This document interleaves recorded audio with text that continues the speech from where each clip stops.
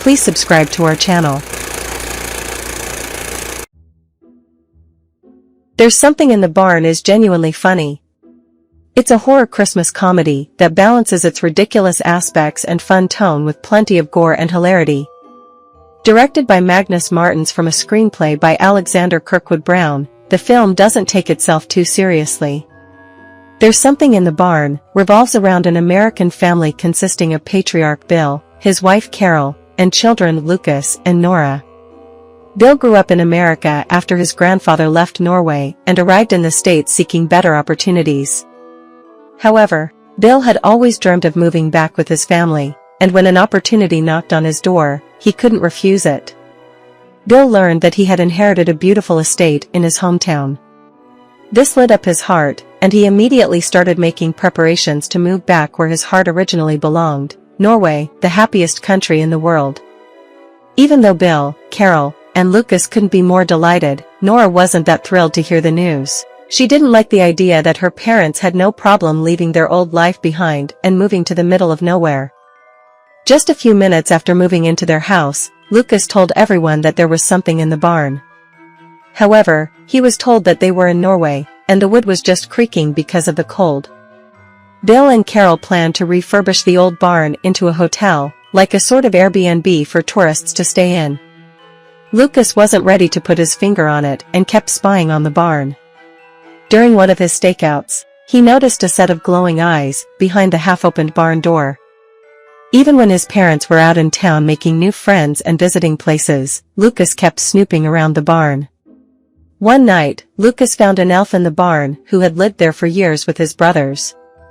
They would happily take care of the barn and the place around it, but only until they weren't threatened.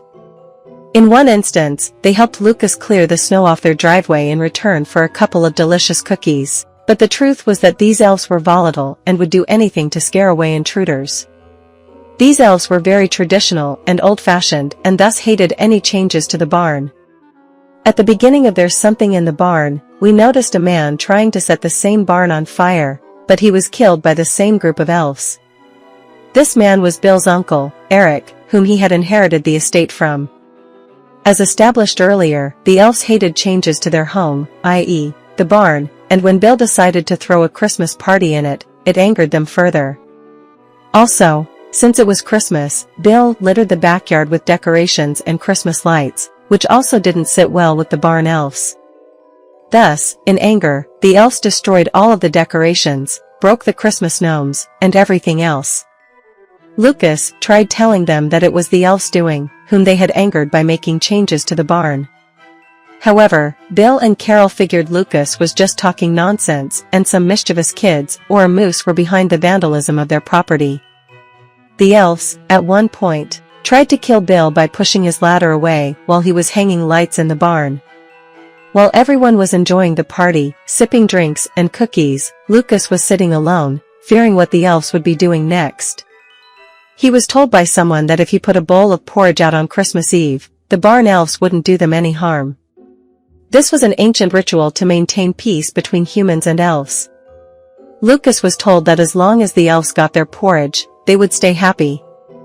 Unfortunately, the porridge Lucas made was eaten by Bill, squandering their only chance for a truce between the elves. Lucas tried to replace it with lutefisk, but this only angered them further. Bill, Nora, and Carol eventually had to believe Lucas' claims about the barn elves when they found Raymond's corpse strung above the barn with Christmas lights. What was more troubling was that the barn elf wasn't alone and was living in the barn with an entire armada. Despite being small, these elves were extremely volatile, strong, and had quick reflexes. The elves tried killing Lucas and his family but were saved when a cop arrived. At first, the cop didn't believe them and figured they were just drunk and making false calls, pranking people. However, she changed her stance when she saw an elf riding her snowmobile, but before she could call for help, she was killed. The elves trapped the family in Nora's room while they threw a messy party downstairs. Bill and the family realized that they couldn't just sit back while the elves ravaged their homes. Thus, the family broke into two teams. Bill and Lucas would go out to get help, while Nora and Carol would stay behind and fight the elves with their homemade hand grenades. This also gave Nora and Carol an opportunity to bond and see beyond their relationship as stepmother and stepdaughter. Nora and Carol gave the elves a good fight, but they were eventually overpowered and kidnapped. Torage, one of the townspeople, tried to calm down the elves and invited them for a dialogue that benefited both sides. He even gave the elves an example of the Oslo Agreement that maintained the truce between Israel and Palestine for a while. Tor's talk about peace bored the elves, and he was shot. However, one of the elves had a change of heart, and he helped Bill and Lucas free their family. He was the same elf whom Lucas had fed cookies to. During their something in the barn's ending, the family realized that it was either the elves or them, and thus, they set the entire barn on fire, killing all the elves. As for the kind elf, he found a new home in Tor's museum, which was perfect since it had no electricity and was not fit to host a party. Even though this Christmas was bloody and involved a couple of people getting murdered in a brutal fashion, it still gave Bill and his family opportunities to bond with each other. Nora and Carol became friends, and the former realized the reasons behind Carol's nagging. Carol also agreed to give Nora some space and not bore her with her talks of visions and manifestations. As for Lucas, he made a new friend, an elf, who would honor their newfound peace as long as he was fed and not bothered. So that's There's Something in the Barn film summary and ending explained. I hope you like this video. Please leave a comment and subscribe to this channel. See you in another video. Bye.